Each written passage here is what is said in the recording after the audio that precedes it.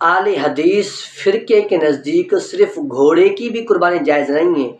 یہ فتاوی ستاریہ، یہ آپ کو حوالہ جات نظر آئیں گے ابھی، فتاوی ستاریہ صفحہ نمبر 147، اور اسی طرح فتاوی اہل حدیث صفحہ نمبر 52، اور فتاوی ستاریہ کے اندر صفحہ نمبر 72۔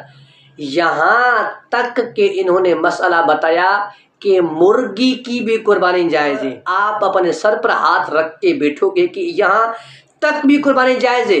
اب اہل حدیث کے نزدیک مرغی کی بھی قربانی جائز ہے، کیوں؟ اچھا بھائی استدلال کرو، دلیل دو۔ دلیل یہ کہ نبی پاک نے فرمایا دین میں آسانی ہے، کوئی مسئلہ نہیں ہے، دین میں آسانی ہے۔ اچھا تو کوئی اور دلیل؟ لا اکراہ فی الدین، دین میں سختی نہیں ہے، ٹھیک ہے۔ کوئی اور دلیل؟ ان مع العسر یسرا، دین میں کوئی سختی نہیں ہے، آسانی آسانی ہے۔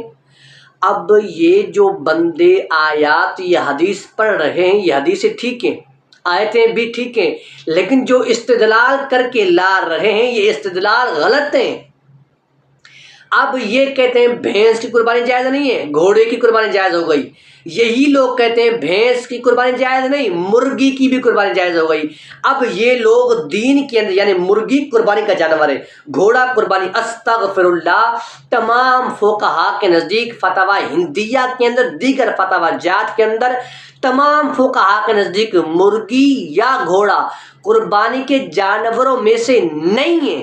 آپ ان کو کھا سکتے ہیں، حلال جانور ہیں، بہیمۃ الانعام میں سے ہیں، لیکن یہ قربانی کے جانور نہیں ہیں، آپ ان کی قربانی نہیں کر سکتے۔ ہمارے پاس بھینس کی قربانی کے دلائل بھی موجود ہیں، ہمارے پاس گھوڑے کی ممانعت کے دلائل بھی موجود ہیں، ہمارے پاس مرغی کے ممانعت کے دلائل بھی، یعنی ان کی قربانی کے دلائل، ان کی قربانی کی ممانعت کے دلائل موجود ہیں، یعنی یہ کھا سکتے ہیں، جائز ہیں، لیکن ان کی قربانی نہیں ہے۔